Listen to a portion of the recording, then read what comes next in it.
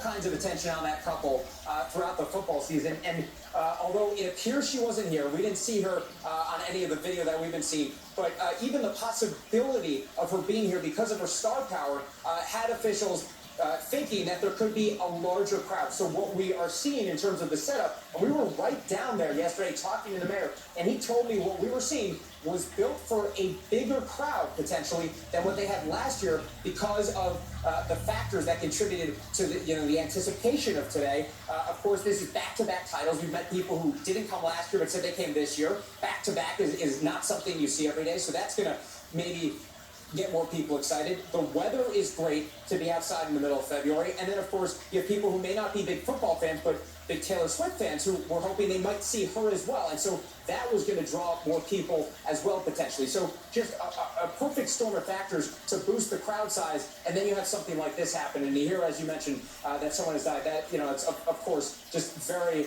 unfortunate to be hearing at what was supposed to be a day of celebration for this city and its fans. Jesse, before I let you go, you have already brought us so much robust reporting, but I want to circle back to where we started that segment with your camera focused on that van and action around that van.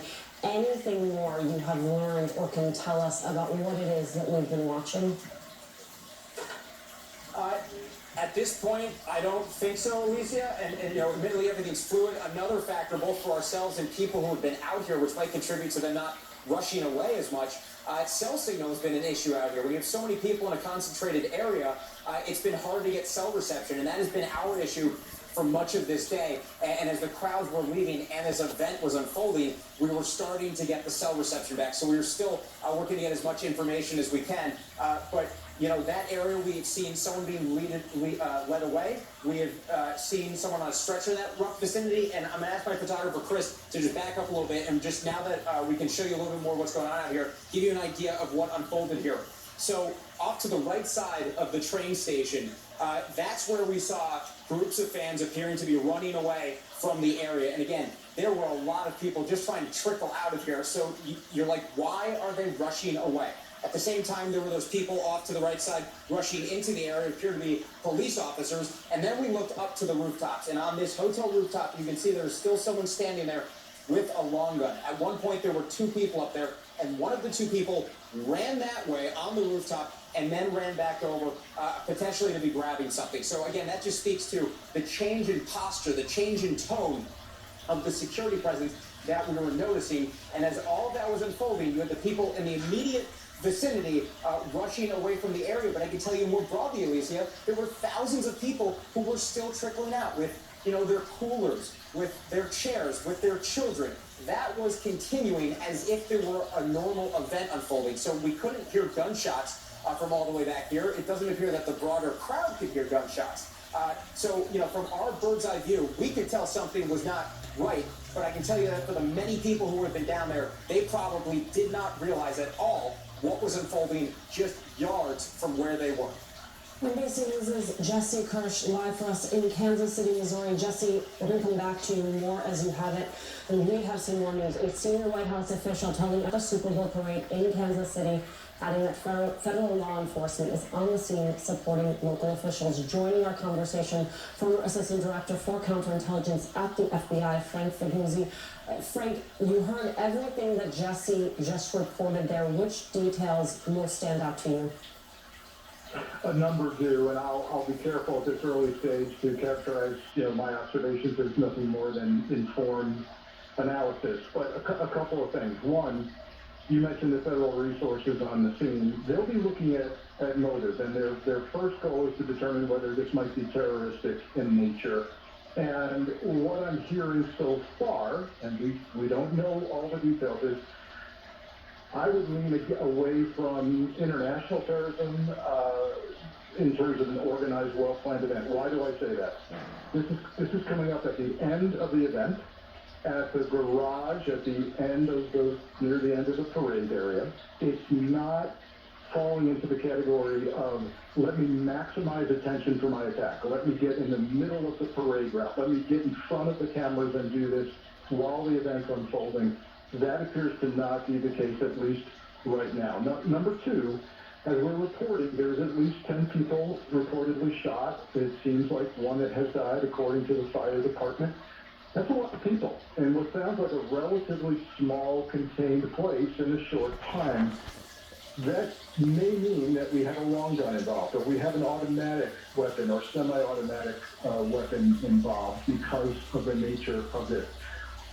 Next, we have 2 people reportedly in custody. If this was a well-planned, organized attack, those people would likely have had an escape route and would not be in custody right now. So, if I were pressed hard on my own observations, I would say this is more of a contained local event. Could be a beef between 2 people, between 2 gangs. Could be some kind of domestic thing, or targeted at certain people who were shot because of their affiliation with a group at the parade. But that's what the federal resources are going to be focused on the scene. Frank, the verbiage that was released around the 2 people, I want to read it to you because it was specific. And in the many mass shootings that you and I have covered together, I have never seen verbiage exactly like this. 2 people who are armed have been detained for further investigation. The nature of that language, it seems to be stopping short of saying that these people were seen actively participating. Yeah, I agree. That's very careful language, and it may simply mean that from a legal perspective, the officers making that detention didn't see it happen. Weren't there, but maybe witnesses were pointing these 2 people out, and in this day and age, many people are armed in public. They might have something to do with it. They might or might not have fired rounds. They might have been trying to defend themselves with their own weapons. So this makes sense to me, but you're right. It indicates that there's not a police officer who's actually witnessed those 2 as responsible. Frank Puglisi, you are staying with me. I want to bring back into the conversation NBC News correspondent Jesse Kirsch, who is live for us in Kansas City. Jesse, what more can you tell us? Yeah, so a couple of things, Alicia. First, let's talk about what more we know about the people who were shot. According to the fire department, and this is, again, preliminary initial information, right? And we know things change rapidly sometimes in these situations. You hear another round of sirens behind me here. According to the fire department, 3 people are in critical condition, 5 are in serious condition. 1 is in non-life-threatening condition, and 1 person is dead. And of course, we knew of at least 1 death according to the fire department. We also know, according to information we've received, that the governors of both Kansas and Missouri, right, we're right on the state line here in Kansas City, Missouri. The governors of both Kansas and Missouri were told we're at this event and are both okay. We're also now hearing from Patrick Mahomes, the quarterback and the Super Bowl MVP, who was, again, on that stage with his teammates, at this rally, I should say, with his teammates, celebrating within the last 2 hours or so. He is writing on Twitter, praying for Kansas City. So again, we're talking about just complete swings in mood here and activity. We went from a celebratory high for this city to a very frightening low. We're talking about going from the city coming together by the thousands, if not close to 1 million people, according to an estimate from before the rally, to be celebrating the Kansas City Chiefs, and now looking at the aftermath of this event turning deadly, Alicia. NBC's Jesse Kirsch, thank you. Let's bring in NBC News investigative correspondent Tom Winter. Tom, to review. Like this one, and they need to get most folks out of there as quickly as possible. So there's no question that they went into this with all those plans in place, and that helps them enormously when in a situation like this something does happen. The folks on the ground, who number certainly in the hundreds, maybe in the thousands, depending on who they brought in to help them with this, they know what to do first. Like your biggest enemy in any situation or crisis is chaos. People not knowing where to go, first responders not sure where to go, who to listen to, what steps to take. So that sort of pre-planning for these events is absolutely essential. Yeah, as you're talking there, Andy, I have some new information just in to CNN. The Kansas City Fire Department is now reporting 1 person has died as a result of this shooting. 9 others are injured at the celebration shooting that we've just been discussing. So 1 dead, 9 injured. This is now a deadly event, sadly, Juliet. Look, there have been so many of these over the last several years. at all kinds of different events. When police are trying to secure a situation like this, it must seem almost impossible to prevent the one or two people from entering a crowd like this armed, intentionally, or maybe it's a conflict and something like this occurred.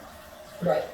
Right. So you have, this is sort of, I do a lot of mega event planning. This is sort of your hardest situation. The hardest is your sort of spontaneous thing, which is you have streets, you have open urban areas. That's what a parade is about. Very little time to plan, although both cities would have been anticipating that they would have won, so they have some planning. And a festive atmosphere that generally will sort of make people more, people are going to be partying, let's just put it like people are doing things that make the environment maybe more elevated, more fun, but also if people are armed can also be more dangerous. What we don't know now is this what we would call an adjacent